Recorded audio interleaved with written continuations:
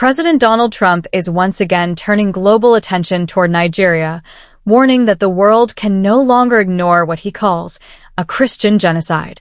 His remarks follow a series of deadly attacks across Nigeria's central and northern regions, where Christian communities have come under relentless assault from extremist groups. For years, violence has torn through Nigeria's Middle Belt, a region stretching across Plateau, Benue, Taraba, and Kaduna states, where ethnic and religious lines often overlap with struggles for land, grazing routes, and political control. Tensions that were once local disputes have now escalated into a crisis, intensified by the presence of jihadist militias linked to Boko Haram and ISIS West Africa. According to Open Doors International, more than 5,000 Christians were killed in Nigeria in 2024, making it the deadliest country in the world for believers. Other independent trackers, including the Armed Conflict Location and Event Data Project, ACLED, report that more than 10,000 Nigerians, both Christian and Muslim, died in communal and extremist violence last year. Analysts say that while the victims come from all sides, attacks targeting Christian communities in particular have become disturbingly systematic. Entire villages in Plateau, Benue, and southern Kaduna states have been burned to the ground. Survivors describe midnight raids where gunmen storm homes, torch churches, and kill indiscriminately. Families flee into the bush with nothing but their faith, often walking for hours before finding shelter in crowded camps for displaced people. Children are separated from their parents. Pastors are kidnapped for ransom or executed when demands go unmet.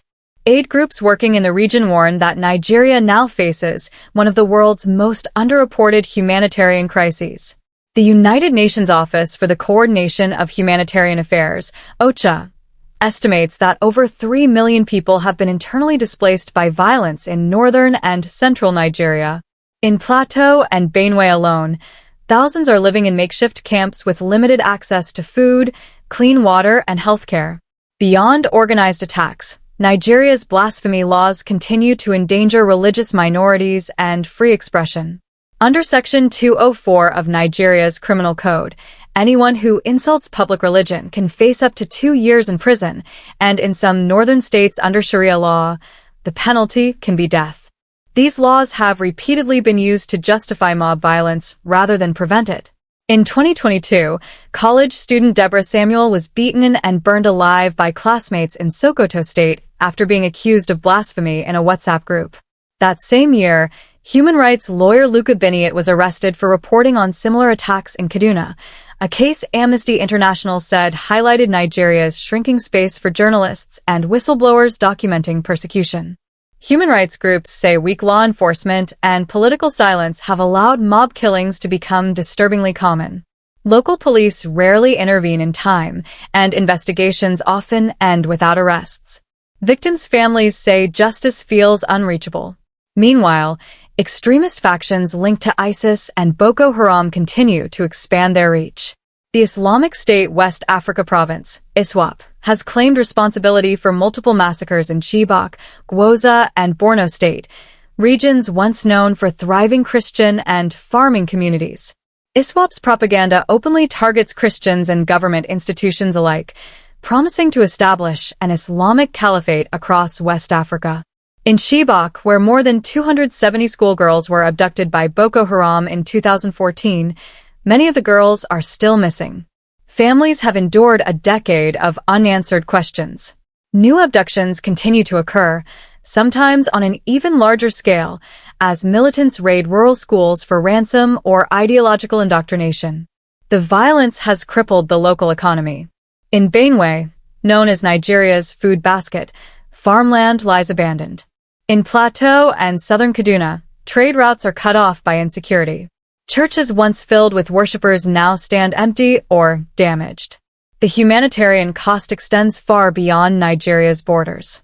The International Organization for Migration reports that nearly 500,000 refugees have fled into neighboring Niger, Chad, and Cameroon. Aid convoys attempting to reach these regions are frequently ambushed, forcing relief agencies to rely on costly airlifts or local intermediaries. Despite the scale of the crisis, survivors say global attention has faded. Human rights advocates note that while similar atrocities elsewhere dominate headlines, Nigeria's prolonged suffering rarely receives sustained international coverage. That silence, they argue, emboldens those who kill without consequence. The United States has designated Nigeria a country of particular concern under the International Religious Freedom Act, citing egregious violations of the right to worship freely. American diplomats have repeatedly urged Abuja to strengthen its response and prosecute those responsible for targeted attacks. Congress has allocated funding for humanitarian relief, trauma recovery, and interfaith dialogue programs aimed at rebuilding communities torn apart by fear. The U.S. Commission on International Religious Freedom, USCIRF, continues to press for stronger accountability and for Nigeria's government to dismantle extremist networks operating within its borders. Nigeria's government insists it is committed to ending the violence, pointing to recent military offensives against Boko Haram and ISWAP. Officials claim thousands of militants have surrendered and that the security situation is gradually improving. But rights monitors say attacks on civilians continue with alarming frequency, often in rural areas where state presence is weak.